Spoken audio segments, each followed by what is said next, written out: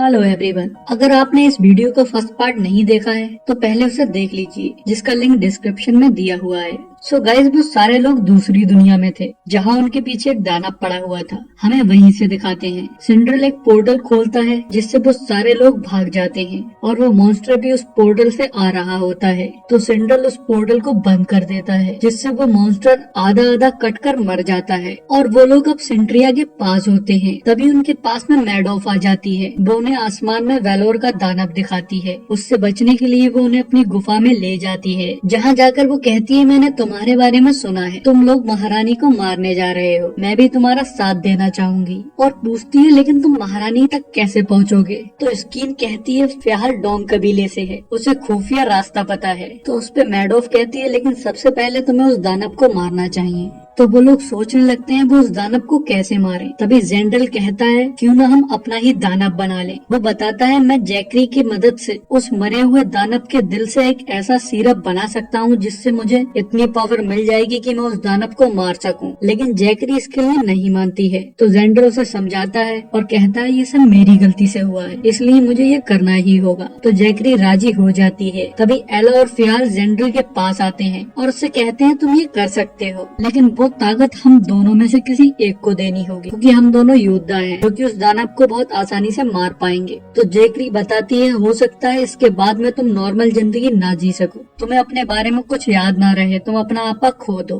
तो एला कहती है, फिर तो ये सिर्फ मैं पीऊंगी, क्योंकि उस लड़की ने बताया था ये मेरी नियति है। लेकिन फिलहाल इसके लिए राजी नहीं होता है। वो उसे समझाने की काफी कोशिश करता है, वो एक अच्छे इंसान है, उसे ऐसा नहीं करना चाहिए। वो कहता है, मेरी जिंदगी बिल्कुल बेकार है, मैंने अभी तक कुछ भी अच्छा काम नहीं किया है। लेकिन एला इसके लिए राजी नहीं होती है। वो सारे लोगों से कह देती है, मैं ही सिरप पीऊंगी। जिसके बाद में वो लोग एक छोटा सा जश्न मनाते हैं और तभी हमें अबलाक को दिखाते हैं। वो वेलोर के रूम में से उस यंत्र को ढूंढ कर लाता है जिससे वेलोर दूसरी दुनिया में आता जाता था। लेकिन वेलोर को किसी तरह उसका पता लग जाता है तो वो अबलाक को आकर मारने लगता है। लेकिन तभी सेनापति वेलोर की सबसे खास स्टूडेंट की गर्दन पर तलवार रख देता है और एक वही थी वेलोर जिसकी थोड़ी बहुत फिक्र करता था। तो वेलोर सरेंडर कर देता है और उसे उसी रूम में कैद कर दिया जाता है जिसमें जिंड्रिल कैद था। उस रूम में जादू काम नहीं करता है। तभी फिर से उन सातों को दिखाते हैं जहाँ स्कीन फ्याल से खुफिया रास्ते के बारे में पूछती है। तो वो कहता है, ऐसा कोई रास्ता नहीं है, मैंने तो झूठ बोला था,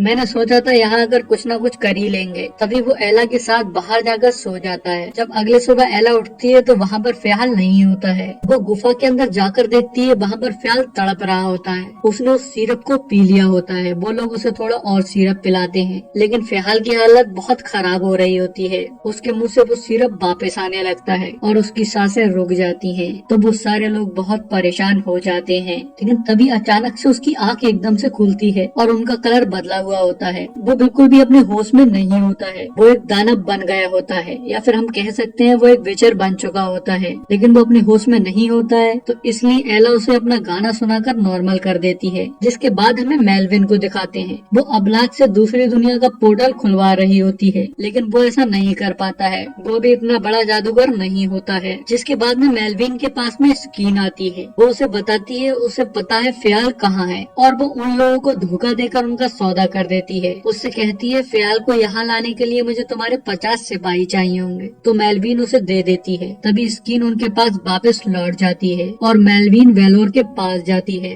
वेलोर उससे कहता है, ये रूम मैंने जादूगरों को कैद करने के लिए बनवाया था और आज मैं यहीं कैद हो गया। तभी मेलविन उसे काफी समझाती है और समझाने के बाद में उसे अपने साथ कर लेती है और वो दूसरी दुनिया में उसके लिए जाने के लिए राजी हो जाता है। तो वो लोग दूसरी दुनिया में जाने की तैयारी करने लगते हैं। इधर स्कीन उन लोगों के पास पहुंच जाती है। वो उनसे कहती है, मेरे शिकारी दोस्तों ने बताया है जेंड्रिया में जाने का एक रास्ता है। तो वो लोग उसके साथ चले जाते हैं और वो लोग एक ऐसी जगह पहुंच जाते हैं जहाँ रास्ता नहीं होता है और पीछे से सिपाही उन्हें घेर लेते हैं। तभी स्कीन सिपाहियों के साथ जाकर खड़ी हो जाती है। वो लोग समझ जाते हैं स्कीन ने उन्हें धोखा दिया है। लेकिन तभी स्कीन सीटी बजाती है तो ऊपर से कुछ तीर आते हैं जो कि सिपाहियों के आकर लगते हैं और स्कीन भी उन सिपाहियों को मारने लगती है। और तभी वो सारे लोग मिलकर उन सिपाहियों को मार देते हैं। जिसके बाद में स्कीन एला को बताती है उसने किस तरह मेलविन को बेवकूफ बनाया। और वो सारे लोग उन सिपाहियों के कपड़े पहन लेते हैं और फिलहाल को बेड़िया पहना देते हैं,